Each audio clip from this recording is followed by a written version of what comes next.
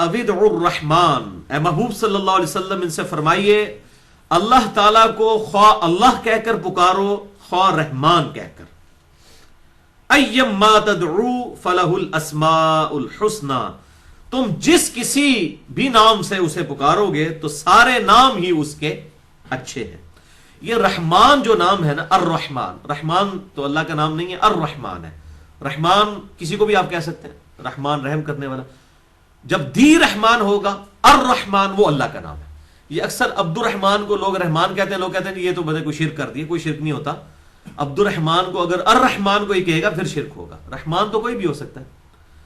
सूरत तौबा की आखिरी आयत में नबी सल्लल्लाहु अलैहि वसल्लम के बारे में बिल मुमिनीना रऊफुर रहीम, नबी सल्लल्लाहु अलैहि वसल्लम मोमिनीन के लिए रऊफ भी हैं और रहीम भी हैं। हालांकि अर रऊफ और अर रहीम ये अल्लाह का नाम भी है, लेकिन नबी सल्लल्लाहु अलैहि वसल्लम का नाम अर रऊफ अर रहीम नहीं है, बल्कि रऊफ और रहीम है, यानी अलिफ लाम खास के बगैर। तो अल्लाह ताला फरमा रहा है ये मुशरिकीन अरब रहमान अर रहमान नाम से चिढ़ते थे, वो खुदा को सिर्फ अल्लाह के नाम से जानते थे।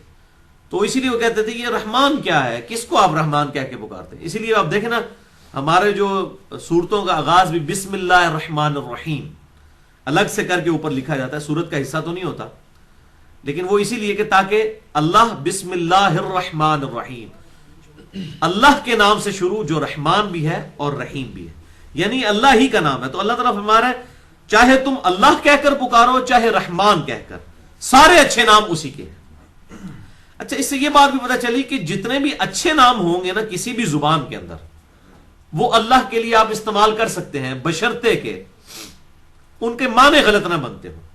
मिसाल के तौर पर अगर आप इंग्लिश जुबान में बात करेंगे तो गॉड, कैपिटल जी से जो गॉड लिखा जाता है, ये अल्लाह के लिए इस्तेमाल होता है, गॉड।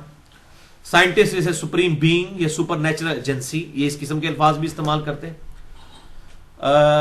इंडिया में जो है वो भगवान का वर्ड इस्तेमाल किया जाता है, फारसी जुबान के अंदर खुदा का लफ्ज इस्तेमाल किया जाता है, अरबी में हम अल्लाह इस्तेमाल करते हैं, और इसी तरीके से मुख्तलिफ जुबानों में मुख्तलिफ अल्फाज इस्तेमाल होते हैं अल्लाह ताला के लिए। जो जुबान में लफ्ज सबसे बड़ी सुप्रीम अथॉरिटी के लिए, खुदा के लिए इस्तेमाल किया जा रहा हो, उसको अल्लाह के लिए इस्तेमाल किया जा सकता है।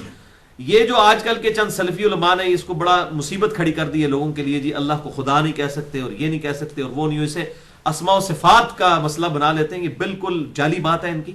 मैंने इसलिए पूरा अलग से लेक्चर भी रिकॉर्ड करवा दिया मसला नंबर 82 के नाम से, अस्माउल हुस्ना और अस्माए आजम के एतबार से। अल्लाह ताला के अस्माए आजम कौन से हैं जिनके जरिए अल्लाह की तरफ मुतवज्जे हो तो दुआ कबूल होती है, और ये अस्माउल हुस्ना के एतबार से जो लोगों ने अस्मा व सिफात का मसला बना लिया है कि जी आप बस सिर्फ अरबी नामों से ही अल्लाह को पुकार सकते हैं, कोई और नाम नहीं ले सकते, ये बिल्कुल बातिल मसला है। सारी जुबानें अल्लाह की हैं। सूरत रोम के अंदर, इसी तरीके से सूरह अल हुजरात के अंदर अल्लाह ताला ने ये बात इरशाद फरमाई कि हमने तुम्हें कौम, कबीलों में और जुबानों में और रंगों का फर्क इसलिए रखा है ताकि तुम्हारी पहचान हो। अंग्रेजी भी अल्लाह की जुबान है, अरबी भी अल्लाह की जुबान है, उर्दू भी अल्लाह की जुबान है, ये सारी अल्लाह ही की जुबान है। अल्लाह ही नहीं, अल्लाह अल्लमहुल बयान, अल्लाह ही ने तो ये कुव्वत गोयाई हमें अता की है। फिर ये कुरान अरबी में, कुरान से पहले जितनी किताबें हैं क्या वो अरबी जुबान में नाजिल हुई हैं? कोई इब्रानी में हुई, कोई सरयानी में हुई, कोई और जुबानों के अंदर किताबें नाजिल हुई। तो अल्लाह ताला फरमा रहा है जितने भी अच्छे नाम हैं वो अल्लाह के लिए अडॉप्ट किए जा सकते हैं।